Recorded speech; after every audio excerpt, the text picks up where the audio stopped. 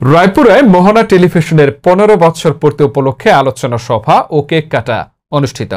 নরসিংদী জেলা প্রতিনিধি সাদ্দাম উদ্দিন রাজের রিপোর্টে বিস্তারিত। নরসিংদীর রায়পুরায় ব্যাপক উৎসাহ উদ্দীপনা আর আনন্দঘন পরিবেশের মধ্য দিয়ে পালিত হয়েছে মোহনা টেলিভিশনের 15তম বর্ষপূর্তি অনুষ্ঠান।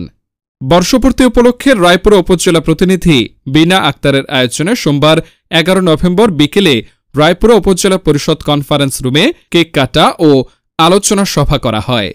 কেক কাটা ও আলোচনা সভায় উপস্থিত ছিলেন রায়পুরা উপজেলা নির্বাহী কর্মকর্তা মোহাম্মদ ইকবাল হাসান, উপজেলা সহকারী কমিশনার ভূমি মোহাম্মদ শফিকুল ইসলাম, সমাজসেবা কর্মকর্তা খলিলুর রহমান সজীব, রায়পুরা স্বাস্থ্য কমপ্লেক্সের RMO রঞ্জন বিশ্বাস, রায়পুরা প্রেস ক্লাব সভাপতি ফরিদ উদ্দিন, সাধারণ সম্পাদক রফিকুল হক, ফোরামের সভাপতি ও এশিয়ান টিভির প্রতিনিধি মেহেদী হাসান রিপন, ইত্তেফাকের প্রতিনিধি মোস্তফা খান, সাংবাদিক ফোরামের সাধারণ সম্পাদক হারুন ও রশিদ, নয়া দিগন্তের প্রতিনিধি SM শরীফ, মানব কণ্ঠের প্রতিনিধি সালেক আহমেদ পলাশ, জনকণ্ঠের প্রতিনিধি অজয় সাহা সহ বিভিন্ন ইলেকট্রনিক ও প্রিন্ট মিডিয়ার সাংবাদিকবৃন্দ। আলোচনায় বক্তারা মোহনা টেলিভিশনের অগ্রযাত্রা সম্পর্কে আলোকপাত ও টেলিভিশনটির উত্তরোত্তর সফলতা কামনা করা হয়। পেশার সাথে যেহেতু নাম সম্পর্ক, সুতরাং আপনি একদিন অনেক বড় সাংবাদিক হবেন।